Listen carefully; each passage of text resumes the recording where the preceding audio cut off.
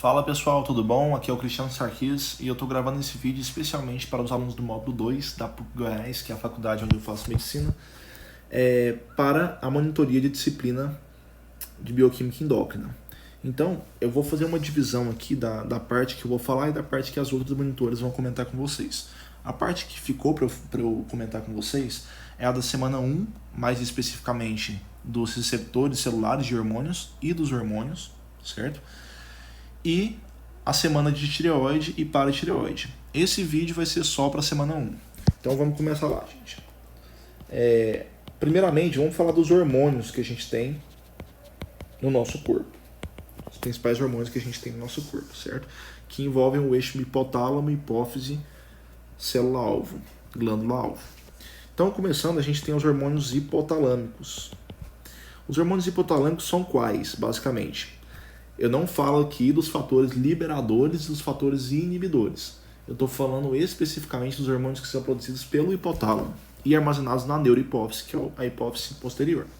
Então, quais são eles? Ocitocina e ADH. Basicamente, são esses dois que são produzidos nos núcleos supraóptico e paraventricular do hipotálamo, certo? Então, eles são produzidos pelo hipotálamo e são armazenados na neurohipófise ou hipófise posterior, certinho? Agora, os hormônios hipofisários, especificamente, que são produzidos propriamente dito na hipófise anterior, que é a adenohipófise, hipofisários, eles vão ser quais? A gente pode dividir eles de acordo com a natureza do hormônio. A gente pode ter hormônios glicoproteicos e hormônios proteicos ou peptídicos, certo? Os glicoproteicos vão ser quais? FSH, LH e TSH. Os hormônios proteicos vão ser quais? O GH, a prolactina e o ACTH, certo? Então são esses hormônios aqui que são produzidos na hipófise anterior ou adenohipófise. Então é importante lembrar que o FSH, o LH e o TSH, como eles são membros primos, né, membros muito parecidos bioquimicamente falando, eles têm uma homologia em uma porção da sua molécula. Eles são compostos por duas subunidades, a subunidade alfa e a subunidade beta.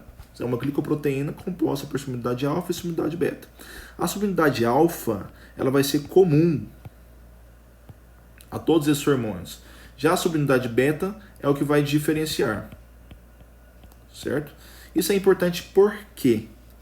Porque lá na gravidez, quando você vai ter a decadência do corpo lúteo por volta ali de algum tempo depois da fecundação e da implantação do embrião, você vai ter a substituição da função do LH pelo beta-HCG. O que é esse beta-HCG? Ele é um hormônio produzido pelo sincistro-trofoblasta da placenta, que também vai ser composto por uma subunidade alfa e uma subunidade beta. A alfa vai ser igualzinha desses outros três hormônios que a gente comentou, e a beta vai diferenciar ele desses hormônios. Então, consequentemente, ele vai se ligar nos mesmos receptores de LH. Então, ele vai fazer um papel similar ao do LH.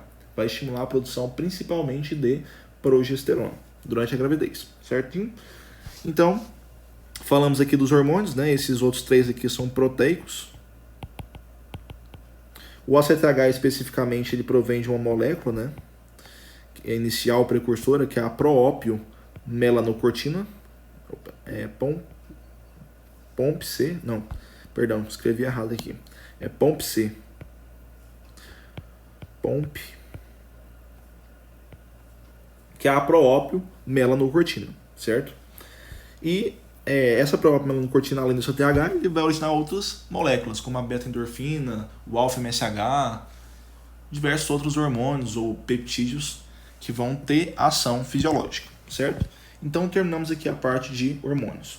Agora vamos falar da parte de receptores, que é tão importante. Basicamente, os receptores que vocês têm que saber, os que mais são utilizados, os que mais são cobrados na prova do Marcos Paiva e também na prova de histologia, da prova tripla, vão ser os receptores acoplados à proteína G, que são os G-coupled protein receptors, E também você vai ter os receptores tirosina quinase. Os receptores acoplados à proteína G, eles podem ser divididos em receptores acoplados à proteína GS, receptores acoplados à proteína GQ e receptores acoplados à proteína GI. Já os receptores tirosina quinase podem ser de atividade intrínseca e de atividade extrínseca. Eu vou explicar certinho porquê dessa nomenclatura. O de atividade intrínseca vai ser, por exemplo, da insulina e dos fatores de crescimento, como, por exemplo, IGF-1. E a extrínseca vai ser, por exemplo, da prolactina, certo? Então, vamos começar aqui na ordem falando sobre os receptores acoplados à proteína G. Mais especificamente, os receptores acoplados à proteína GS. Então, como é que vai funcionar? Aqui, vamos supor que você tem a membrana celular, certinho? Você vai ter um receptor que vai atravessar 7 vezes a membrana celular. E esse receptor vai ser nomeado de receptor 7-TM, que é um receptor 7 transmembranar. E aqui no sítio de ligação receptor, você vai ter o hormônio. Como, por exemplo, a adrenalina ou a epinefrina, certo? E esse hormônio, ele vai fazer a transdução, esse receptor vai fazer a transdução de sinal extracelular, que o hormônio vem trazendo, para o meio intracelular. E no caso da proteína GS, como que ele vai fazer isso? Primeiro, a proteína GS ela é composta de 3 subunidades. Subunidade alfa, subunidade beta e gama, certo? Quando esse hormônio se liga ao receptor, as subunidades beta e gama vão separar da subunidade alfa. Por quê? Porque vai se ligar aqui uma molécula de ATP.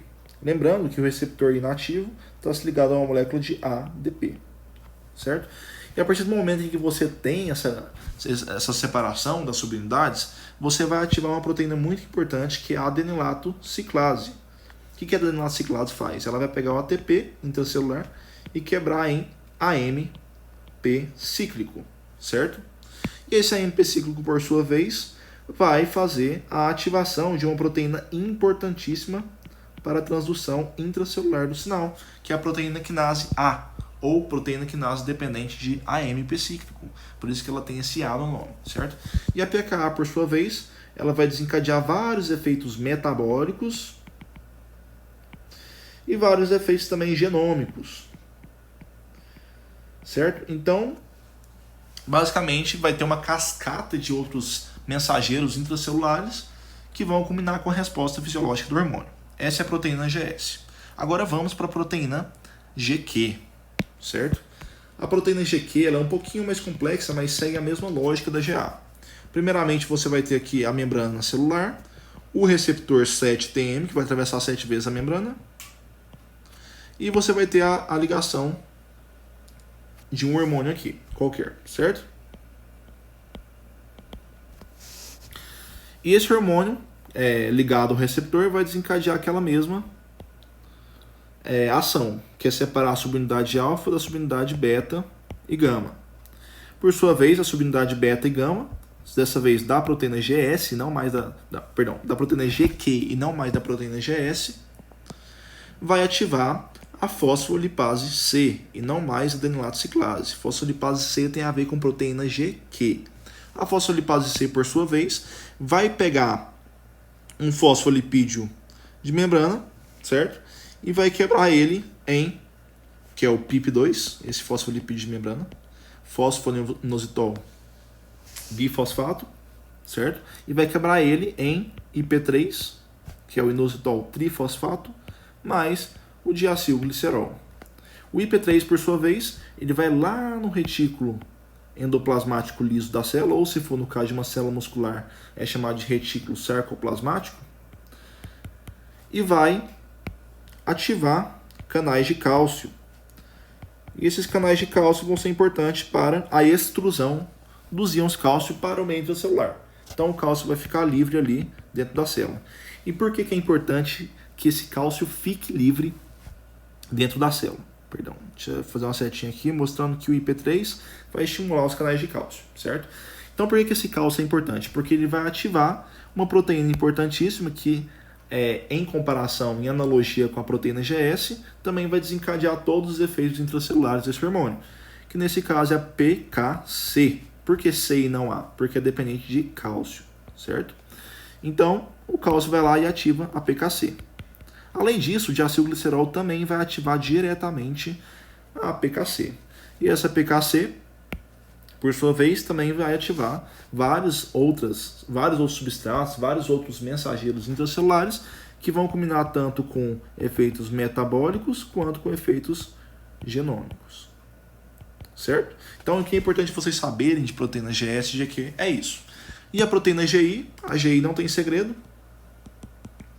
A GI, basicamente, vai ser a proteína inibitória. Ela também vai estar ligada à adenilato ciclase, aquele mesmo mecanismo da proteína GS, só que em vez de estimular a proteína quinase A, a PKA, ela vai inibir essa PKA, certo? Então ela vai inibir a PKA e, consequentemente, inibir todo o mecanismo que decorre dessa ativação da PKA, certo?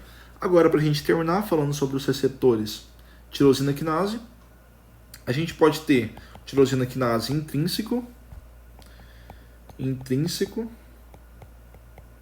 que é no caso, por exemplo, da insulina e do IGF-1, em que você vai ter aqui a membrana celular, certo? Só que, diferentemente do receptor 7-TM, você vai ter um receptor tirosina quinase, que é um homodímero. Ele vai ser composto por duas grandes unidades, que por sua vez são compostos por 4 subunidades, certo? Duas subunidades em cada unidade maior, que é a alfa e beta. Então, o que vai acontecer? Esse receptor tirosina quinase, quando ele se ligar ao hormônio, ele vai, primeiro, como ele está dimerizado, né, ele está homodimerizado, ele vai poder fosforilar a si mesmo, certo? Então, uma subunidade vai fosforilar a outra. E com isso, você pode ativar vários outros mensageiros intracelulares, como, por exemplo, no caso da insulina, você vai ativar, vamos supor, o IRS. O que é o IRS? São substratos dos receptores de insulina. Esse IRS ele vai ser um pedacinho desse receptor maior, certo? Então, ele vai ativar esse IRS, que por sua vez pode seguir vários caminhos. Por exemplo, o caminho da ERK e da MAP quinase, que vai culminar com efeitos genômicos, certo? Ou ele pode ativar também a via da AKT, PKB, que é a mesma coisa, AKT e PKB, que vai estimular a incorporação